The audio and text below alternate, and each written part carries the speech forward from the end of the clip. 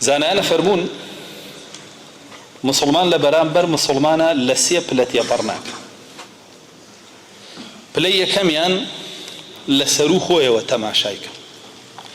فەرموون سەحابەکانی ڕەسوڵ الله وا بوو برا مسلمانەکەیان لە سەر و خۆیانەوە تەماشا کردو. بۆیە ئایەتدا بەزی لەسەریان فەرمووی چی؟ ويؤثرون على أنفسهم ولو كان بهم خصاصة. برا إيمان داركان بيش أخن بسر خويان على هم مشتك.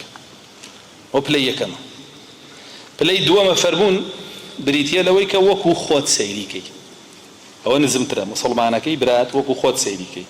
أوج رسول الله صلى الله عليه وسلم لباري وفربي لا يؤمن أحدكم حتى يحب لأخيه ما يحب لنفسه. أو وكو خوت سيريكي.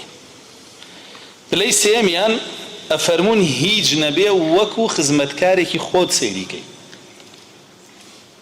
هیچ نبی وکو خزمتکارێکی خۆت سەیریکەی. چۆن خزمتکارێک گریتە خۆت پێداویستیەکێ بێ بۆی دابینەکەی ئەویش بۆی دابینکەی. و ئەگەر خۆی خزمەتی خۆیەکان تۆ شەڕە بگریتەوە لێی شەڕە نەبێ بۆی.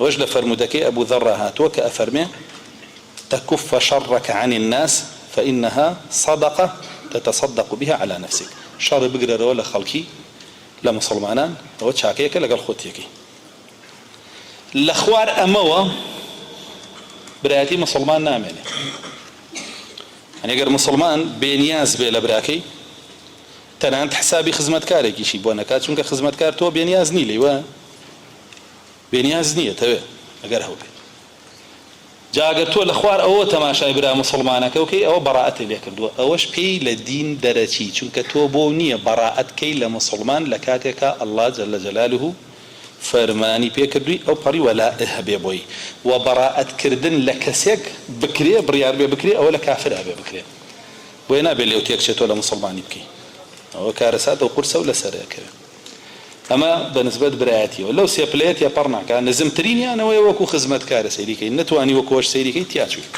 براءه لكدو نتواني او تماشايكي براءه لكدو جاء انسان كخدمت كاركي كسي دزدجيب كاتا سر قبوليناك بس خدمت كاركي بجوابيه يتتو ببيني مسلمان بارزي خوي كفر دزدجي كاتا سرتوش بيضن بي بموقف قبوليكي او الرق براءه لكدو چونك تو واجب لسر ولا هبيبوي ولا اشياء خوشويستي وبشتيواني وسرخستن كوا وتهيبو مسلمان لكو عادي موقفك حتى بلايك بكومنت كوا نيت كواتا توتيا شوي اقداري خد